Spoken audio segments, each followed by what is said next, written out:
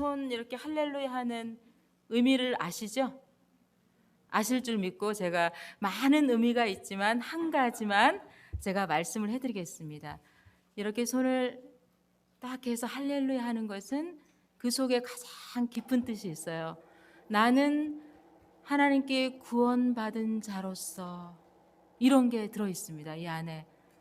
얼마나 이게 하면은 그야말로 증인의 삶이에요. 그리고 손을 딱 들면 난 하나님 앞에 구원받은 사람입니다. 이렇게 많은 사람 앞에서 이렇게 보여주는 거예요. 그래서 그 많은 뜻이 있지만 저는 그 뜻 중에서 가장 좋아하는 게 그 한 가지 뜻이 있었습니다. 우리가 말씀 듣기 전에 잠시 기도하겠습니다.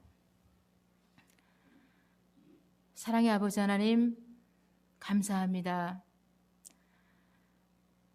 부족한 종을 통하여서 오늘 말씀을 전하질 때에 성령님께서 함께 하시고 인도하여 주셔서 주님께서 원하고 바라시는 말씀이 선포되어지게 하시고, 그 말씀을 붙들고 우리는 영육간에 간건해지고 또한 주님과 가까이 가며 또한 믿음이 잘 자라서 저희들에게 맡겨진 사명을 잘 감당할 수 있도록 주님 저희를 인도하여 주시옵소서. 감사드리며 예수님의 이름으로 간절히 기도드렸습니다. 아멘. 제가 오늘 전할 말씀의 제목은 참 이웃의 사랑입니다. 누가복음 10장 25절에서 37절 말씀인데, 제가 말씀을 듣기 전에 여러분에게 부탁하고 싶은 말씀이 있습니다. 오늘 말씀을 통해서 우리의 참 이웃이 누구인가 보다는 우리가 어떻게 참 이웃이 다른 사람에게 되어줄 것인가, 거기에 대해서 초점을 맞추면서 말씀을 같이 나누기를 원합니다. 오늘 은혜를 나눌 본문을 살펴보면 하나님께서 원하시는 신앙생활이 형식이 아닌 실제적인 그리스도의 사랑을 실천하는 참다운 신자의 자세를 말씀하고 계시지만, 현대를 살아가는 우리들에게는 새로운 도전을 주는 아주 귀한 메시지가 이 속에 들어 있습니다. 인간은 누구나 빈부의 귀천 없이 조건 없는 사랑을 받을 자격이 있습니다. 왜냐하면 예수님께서 그렇게 하셨기 때문입니다. 있는 자나 없는 자나 아픈 자나 아프지 않는 자나 누구나가 우리는 사랑을 받을 자격이 있습니다. 그러나 옛날이나 지금이나 우리의 사랑은 극히 제한되어 있고 조건적인 것을 볼 수가 있습니다. 그러나 주님께서 우리에게 주시는 사랑은 무조건적이고, 이 사랑을 우리가 실천하기를 원하시는 것을 우리가 오늘 본문을 통해서 점검하고, 또한 우리가 그 실천하라는 것을 잘 마음속에 새겨서 그런 삶에 적용되어지기를 간절히 원합니다. 예화를 하나 드리겠습니다. 남침내교회에 지미 알렌이라는 목사님이 있었습니다. 이 목사님은 1979년에 총회장을 지내셨고 정통 보수 신학을 하신 그런 훌륭한 분입니다. 그런데 갑자기 가정에 불행한 일이 찾아왔습니다. 맏며느리가 병원에서 수혈을 받다가 에이즈병에 감염이 되고 말았습니다. 또한 그 이후에 더 불행한 일은 남편에게도 감염이 되었고, 더 가슴 아픈 것은 두 자녀가 출생하게 되었는데 그 두 자녀에게도 역시 에이즈에 감염이 되어서 마침내는 죽고 말았습니다. 그런데 그동안 신앙생활을 하던 교회에 이 사실이 알려지게 되자 불행하게도 이 가족들은 교회에서 추방을 당하게 되었습니다. 그리고 이 가정은 완전히 외톨이가 되어서 교회를 전전긍긍하다가 침례교회, 감리교회, 장로교회, 다른 교단을 돌아봤지만 아무도 그를 받아주는 사람이 없었고 결국은 거절을 당하는 그런 입장이 되었습니다. 그때에 목사님은 이렇게 하나님께 기도했습니다. 하나님, 무엇이 당신의 말씀이며 무엇이 당신을 섬긴다는 교회입니까? 하면서 하나님을 버릴 수도 있고 택할 수도 있는 형편이었지만 이 아픔을 극복하고 에이즈에 걸린 환자들을 돌보는 일을 하게 되었습니다. 이 목사님은 어떤 환경에도 불구하고 오히려 고통과 아픔을 주님께 가까이 가는 도구로 사용한 것을 우리가 볼 수가 있습니다. 저는 언젠가 에이즈에 걸린 가족들을 돌봐주는 구세군 시설이 있습니다. LA에 있는데 그 시설을 방문한 적이 있습니다. 그때 7살 먹은 보이 어린아이가 있었는데 그 어린아이는 어머니 아버지가 에이즈에 걸린 것을 알고 있었습니다.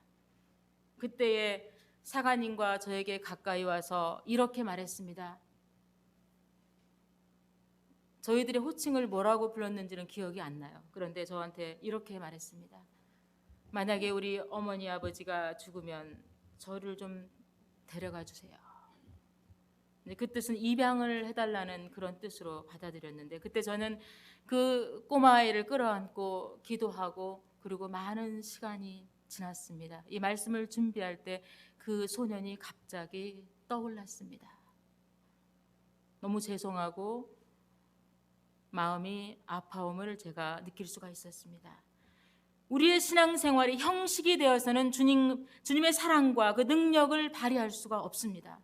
바로 우리 생활 속에 참 사랑이 이루어질 때 비로소 그리스도의 빛을 발하게 되는 것입니다. 주님께서 우리를 위하여 목숨을 버리기까지 사랑과 진실을 보여주셨는데 우리는 아직까지도 형식적인 사랑에 매여 있는 것을 우리가 부인할 수가 없습니다.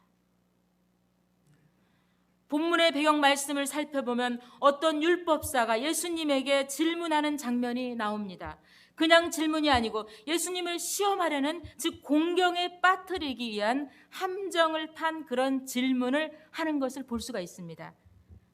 저희들도 때로는 질문할 때 상대편을 불편하게 하거나 좀 부자연스럽게 만드는 그런 질문을 할 때가 있습니다. 저도 마찬가지입니다.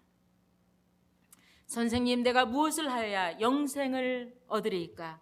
예수님께서 내 마음과 목숨과 힘을 다하여서 하나님을 사랑하고 이웃을 내 몸과 같이 사랑하라 하셨습니다. 라고 대답을 했습니다. 그 대답은 너무나 정답이었습니다. 우리는 때로는 입술로는 정답을 말하지만 우리의 행동으로는 정답을 가지고 행동하지 못할 때가 있습니다. 그때 예수님께서 뭐라고 말씀했냐면 이를 행하라. 그러면 살리라. 라고 대답을 하셨습니다. 그때 이 사람이 자기를 옳게 보이려고 율법에는 내가 자신이 있지, 내가 지식적으로는 아는 게 많지, 이렇게 좀 교만한 뜻으로 해석을 해도 우리가 무리가 아닙니다. 아마도 선한 일을 열심히 하고 율법도 잘 지키고 노력도 하고 있는 사람일지는 모르겠지만 그 사람은 형식적으로 인생을 살아왔기 때문에 자신이 얼마나 하나님 앞에 죄인인 것을 모르는 사람 중에 한 사람이었을 것입니다. 주님께서는 그 마음을 꿰뚫어 보시고 이 사람의 신앙 방향이 형식에 있고 진실에 있지 않다. 즉 하나님 앞에 아무리 율법을 잘 지키는 사람일지라도 죄인이라는 것을 알려주시려고 말씀을 하셨습니다. 우리가 이제 본문을 통해서 신앙인의 자세가 어떠해야 우리가 참 이웃이 다른 사람에게 되어줄 수 있는지 한번 우리가 귀 기울여서 나눠보겠습니다. 첫 번째로 이기적인 마음을 버려야 합니다. 첫 번째로 이기적인 마음을 버려야 합니다. 강도야 하는 일은 자신의 이익을 위해서 남의 것을 빼앗고 상하게 하는 사람들입니다. 즉 자신이 이익을 위해서는 남에게 피해가 와도 괜찮다는 그런 사람들입니다. 사람을 순수한 하나님의 사랑으로 보는 것이 아니고 이용의 대상으로 보는 사람이 강도가 하는 일입니다. 하나님은 우리의 마음을 감찰하십니다. 이 율법사가 형식적으로 흠이 없는 자신의 모습을 보이고 썩어 있는 속은 숨기려고 했지만 결국 주님 앞에서는 자신을 속일 수가 없었습니다. 시카고에서나 로스앤젤레스에 와서 느낀 것이 한국 사람들이 같은 한국 사람들이나 또는 멕시코 사람들에게 노동력을 착취하는 그런 모습을 본 적이 있습니다. 그럴 때마다 마음이 상당히 아팠습니다. 물론 그 사람들은 나름대로 이유들이 많았을 것입니다. 아마도 그들은 그렇게 하지 않으면 사업을 운영할 수 없다고 말할지도 모르겠습니다. 그런데 그것은 분명히 잘못된 것입니다. 또한 미국에서나 어디에서나 나이 드신 할머니, 할아버지들이 이곳에 사시기가 너무나 외로운 것인 것을 우리가 알 수가 있습니다. 며칠 전에 사관회의에 제가 다녀왔어요. 근데 그 사관회의에서 우리 간증하는 시간이 있었는데 어떤 사관님이 실제 이야기를 저한테 이렇게 했습니다. 구세군에서 운영하는 노인 아파트가 있는데 이름은 실버 크레스트라고 이렇게 부릅니다. 그곳에서 가끔씩 가족들에게 잊혀진 채로 죽음을 맞이하는 어르신들이 있다는 그런 소식을 전하면서 눈물을 흘리더라고요. 그러면 누가 그분들의 이웃이 되어줄 수 있겠는가? 누가 그분들의 이웃이 되어줄 수 있겠는가? 혹 우리는 우리들에게 잘해주고 편안하게 해주고 맛있는 거 많이 대접해주고 우리를 너무나 가까이 하고 우리들에게 잘해주는 사람만이 우리들의 참 이웃이라고 생각한 적은 없는지 우리가 오늘 점검하기를 원합니다.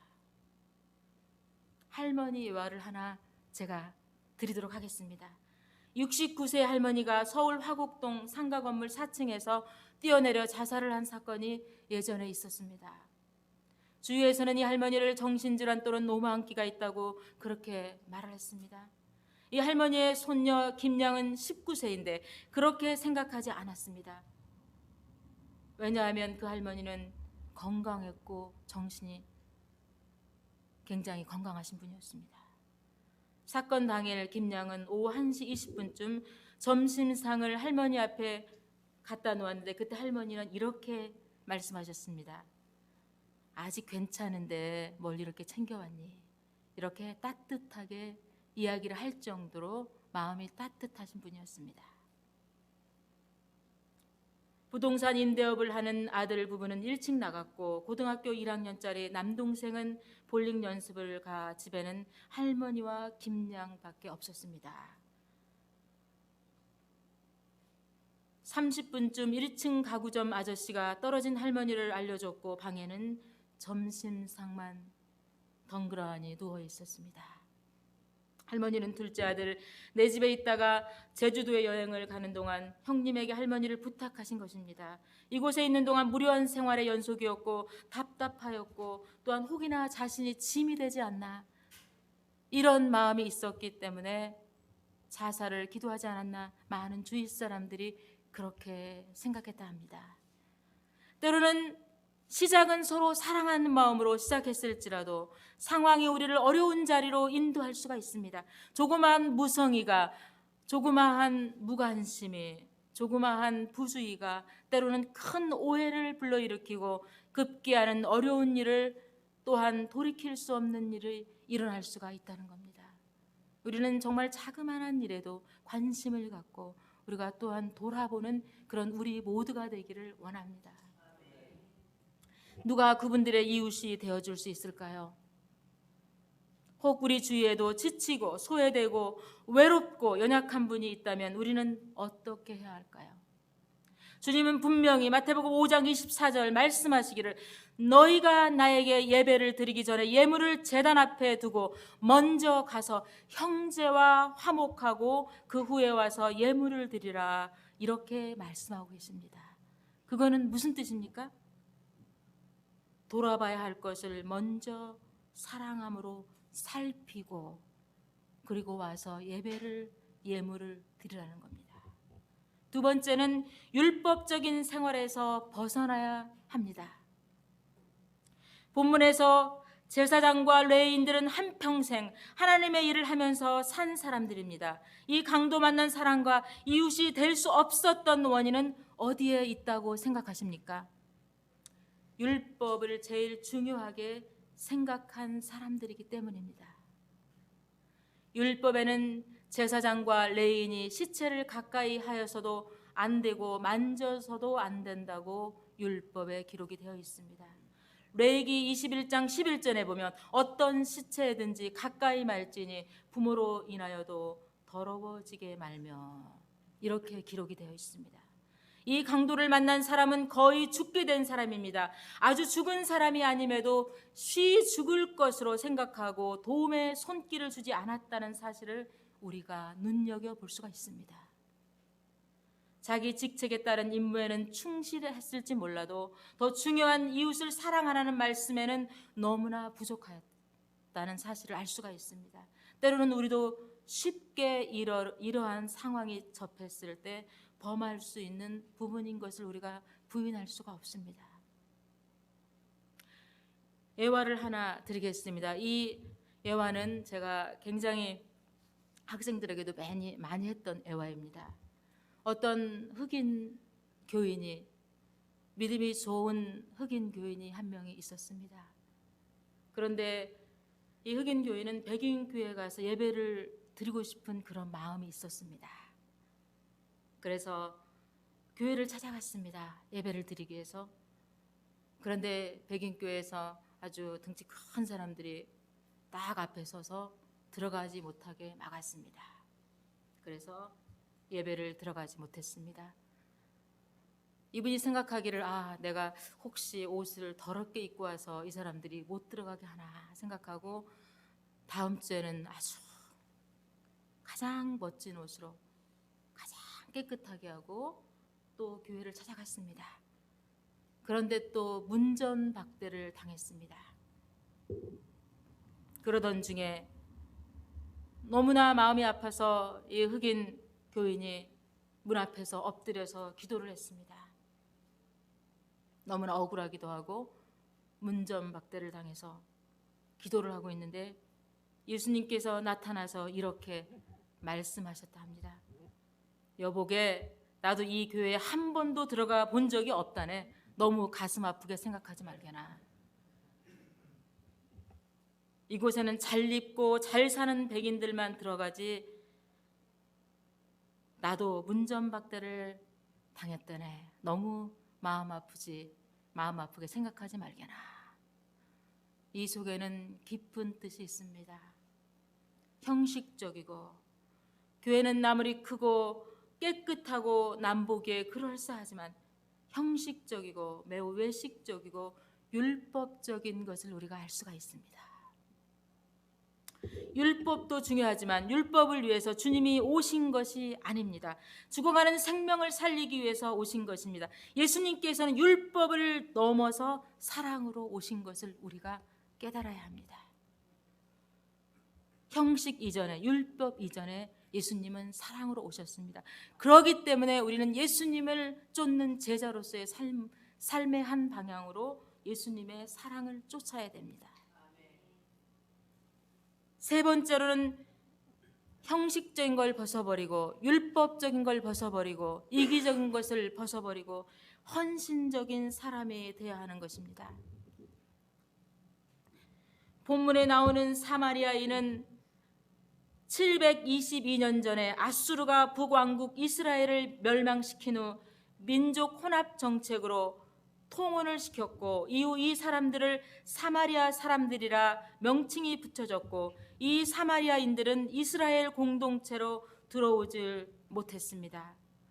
본문에 나오는 사마리아 사람은 비록 사회적으로 비천한 신분을 가졌을지라도 그 마음이 하나님 앞에 헌신적인 사람이었던 것을 우리가 볼 수가 있습니다.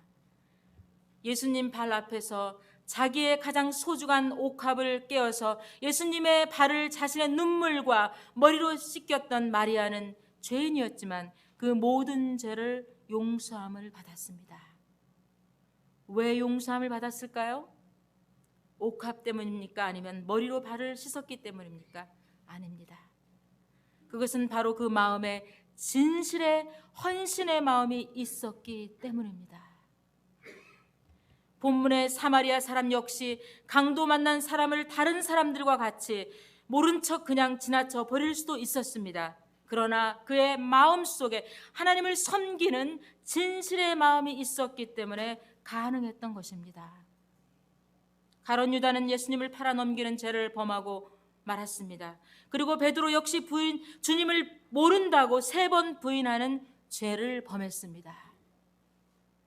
그 두 사람이 같이 죄를 범했는데 왜 한 사람은 영원히 구제받지 못하게 되었고 또 다른 한 사람은 기독교 역사에 길이 남는 예수님의 수제자가 되었겠습니까? 그 이유는 가룟 유다의 마음에는 예수님을 이용하려는 이기심만이 있었고 베드로에게는 헌신의 진심이 있었지만 순간적인 육신의 약함으로 인하여 실수를 한 것입니다. 그러나 그 진실은 흔들리지 않았습니다. 우리도 역시나 하나님 앞에 헌신하며 또한 이웃에게 헌신을 다짐하고 결단하고 그런 마음을 갖기를 원하지만 연약함 때문에 우리가 실수할 수 있고 또한 계속적으로 유지할 수가 없다 할지라도 그런 마음을 위해서 우리가 기도하면서 주님 앞에 무릎을 꿇었을 때 주님께서 그 연약함이 강함으로 바뀌어질 줄 믿습니다. 결론적으로 인간은 누구나 할 것 없이 선한 사마리아인보다는 이기적이고 형식적이기를 좋아합니다. 왜냐하면 그것은 우리에게 편하고 나에게 유익이 되고 편하기 때문입니다. 마태복음 16장 25절에 말씀하셨더니 누구든지 제 목숨을 구원코자 하면 잃을 것이요 누구든지 나를 위하여 제 목숨을 잃으면 찾으리라.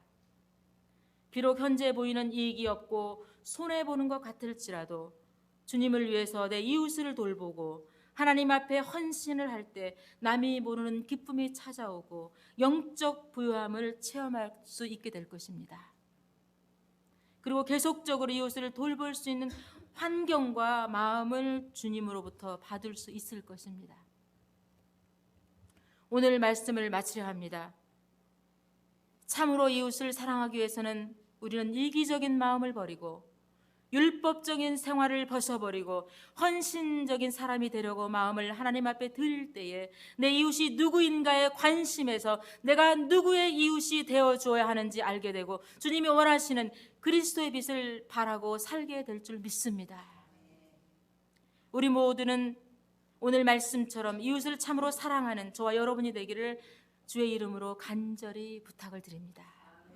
기도하겠습니다. 사랑의 주님, 오늘 말씀을 들은 우리들은 우리 이웃에게 참 이웃이 될 수 있도록 헌신적인 사람들로 인도하여 주옵소서. 예수님의 이름으로 간절히 기도드렸습니다. 아멘.